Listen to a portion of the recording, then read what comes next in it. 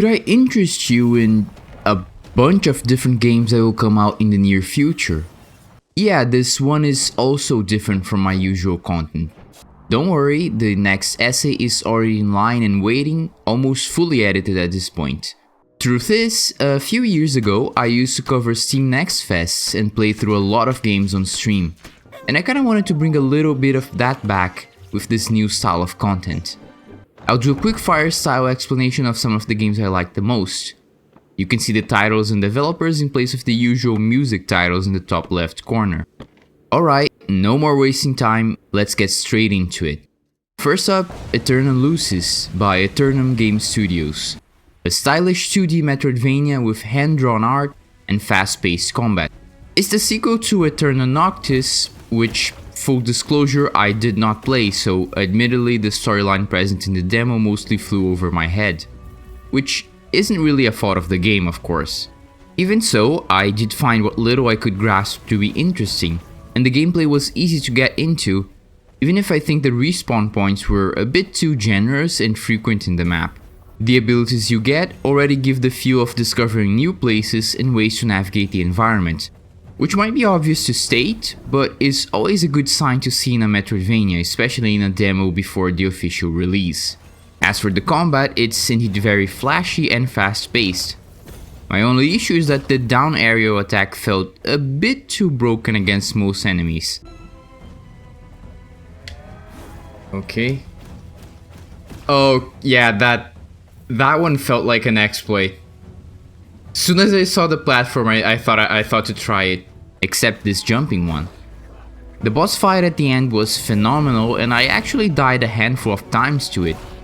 But the telegraphs are clear, and it gave me that great Souls-like feel of getting through a difficult fight at the end.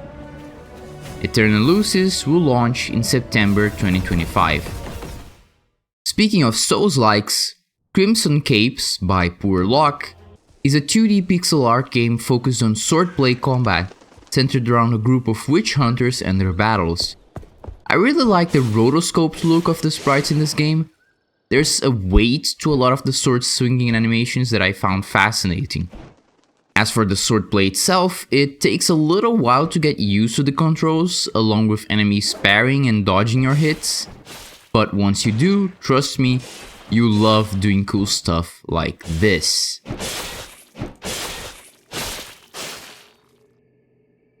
Okay, I love this game. I love this game. The full moveset of light and heavy attacks, along with dodging and parrying, sounds simple, but actually felt pretty intricate once I started playing, thanks to the way you follow up one attack into another.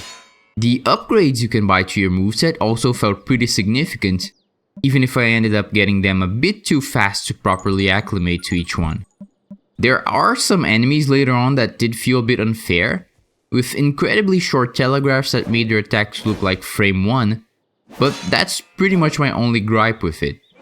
Overall, a very solid experience with a good measure of the trial and error and death you'd expect of a Souls-like. Crimson Capes' release date is set to coming soon. Another hard game I picked up was Dwarf Legacy by Willow Games, a 2D precision platformer where you jump, shoot and wall jump your way to picking more materials to bring back to your hub cave. The levels are pretty short in general, but trust me, they get pretty challenging later on. To make things worse, you can only get hit twice. The first instance of damage you take removes your hat, and the second one kills you. I was also surprised by how the gun actually works in this game. You use it to get rid of enemies, but you always shoot in the opposite direction from the surface you're touching. So for example, if you're on the ground, you always shoot up. If you're sliding down a wall on your right, you shoot left, and vice versa. Sounds simple, but I can see this being an interesting mechanic later down the line for a game like this. Coupled with the game's upgrade system, which gives you something to look forward to after beating every couple of levels, I think this could be a really cool new game for people who are into the more classic, level-based style platformers that require a lot of skill. Dwarf Legacy set to release on the third quarter of 2025. And if that somehow wasn't hard enough for you, what about Hard Boiled? That was terrible, feel free to rip me in the comments for that one. What isn't terrible though is Egging On by Ego Bounds, another precision platformer in which you control an egg trying to reach the top of a hen house. First off, I have to say I love the presentation of this game, both in terms of visuals and the fact that you have a narrator accompanying you, like in Getting Over It with Bennett Foddy. I'm glad you've decided to give the climb a go, Egg. Don't get me wrong, if this place feels like home, that's great. But you? I think you belong somewhere else. Oof. Ah, so close. Gameplay-wise, you can roll around and jump, with a little extra height being added if you jump while the tip of the egg is on the ground. And that's it. Try to reach the top by mastering just these two simple mechanics, all the while the narrator cheers you on. But be careful, if the psychological horror Steam user tag is any indication, this game might break you.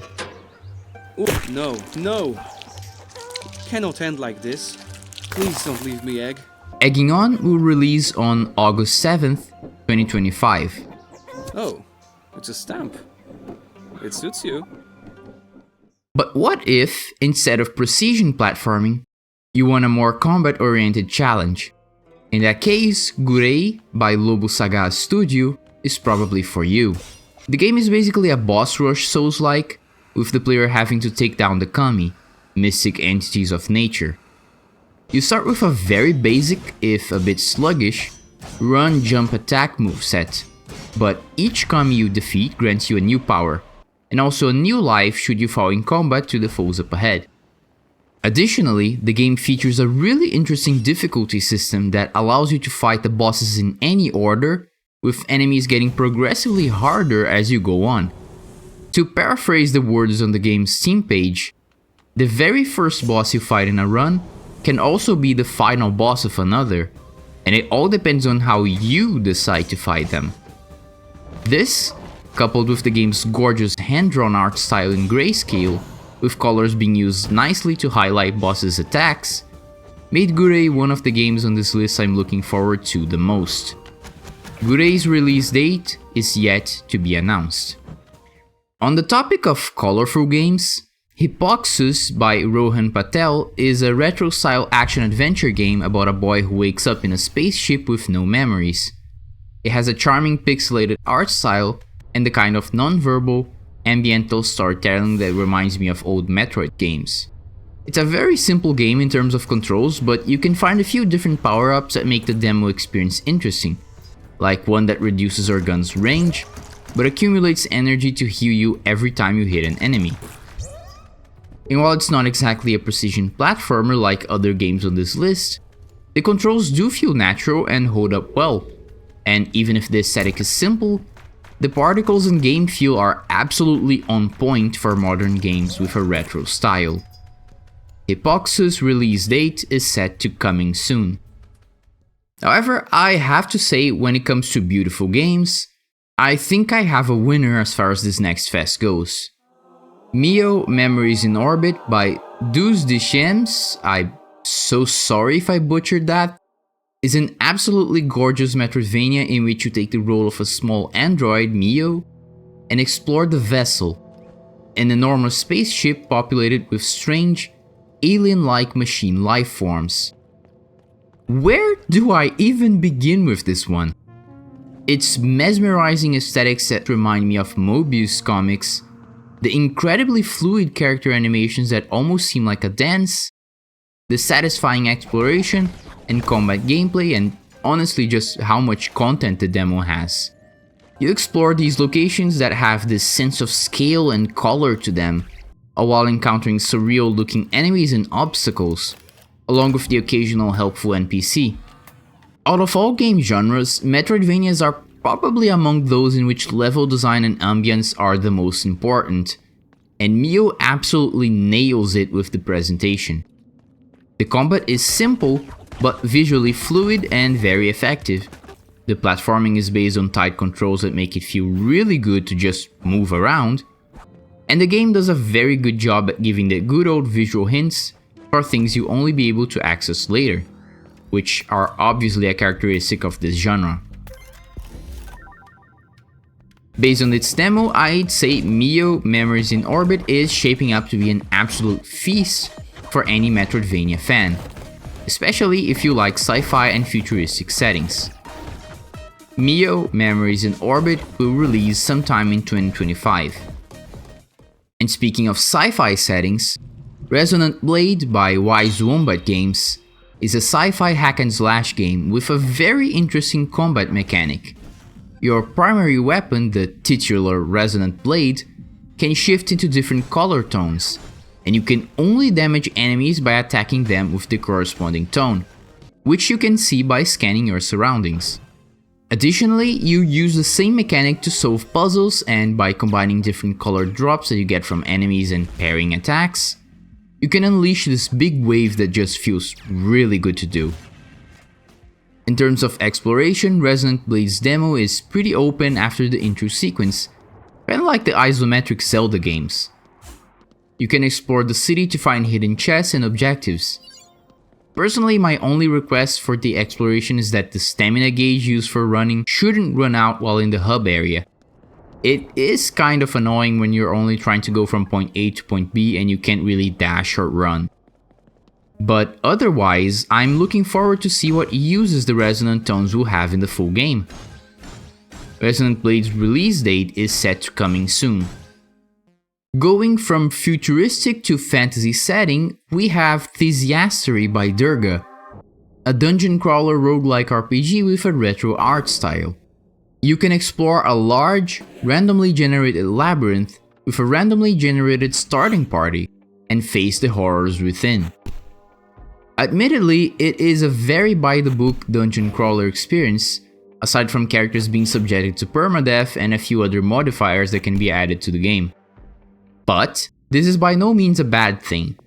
Thysiastery is still a very solid experience that made me feel a bit like I was playing a first-person version of a game like Darkest Dungeon. The combat mechanics were very intuitive, and I think most players should pick up on them fast. Just be warned, this game is absolutely brutal.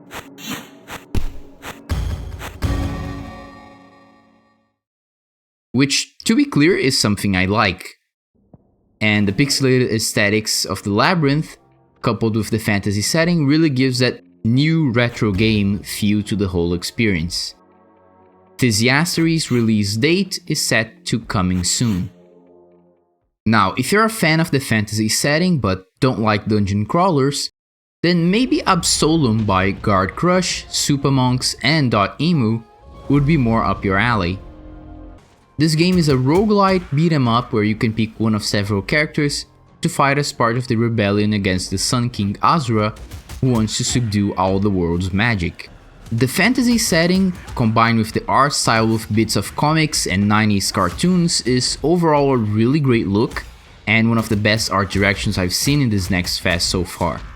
Gameplay-wise, you do have everything a beat-em-up fan should expect, such as light and heavy attacks, jumps and dashes, and a super that you activate by filling a bar. The roguelite side of the game does put a spin on things, however. After certain encounters, you get new boons that enhance your playstyle, like adding certain effects to your attacks, and even changing your moveset altogether. The two characters I got to play in the demo had very distinct playstyles.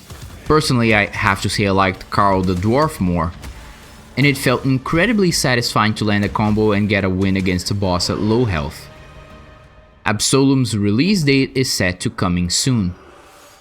Finally, to close out this video, here's another game that felt satisfying to master. AEROMACHINA by Meteor Magic Games. This is a 3D platformer Metroidvania, and if you've watched my Pseudo Regalia video, you should know I'm a fan of those. You play as Bogey, an android made from the remains of an abandoned aircraft. You do the usual running, jumping, and fighting, but AEROMACHINA also has a really interesting glide mechanic, which I admittedly took a while to get used to. It does work based on momentum and height, meaning the game does put some weight toward aerial movement, which I think is an interesting take. The combat has both melee and projectile attacks, as well as a lock-on for that classic Zelda feel. The world building is really interesting too, a more high-tech setting compared to the usual cartoony whimsy you'd expect from platformers, but also keeping that goofy side you don't normally see in most Metroidvanias. I mean, look at these knives with eyes as enemies. The characters sounded really charismatic in conversations too, and the demo overall has a pretty good length. I think it's safe to say that I'll be looking forward to this one as well. AEROMACHINA's release date is set to coming soon. So that's it for now. Maybe I'll record a few more demos for the last few days the next fest has left, but for now, these are my recommendations. I do hope you try them out and enjoy them.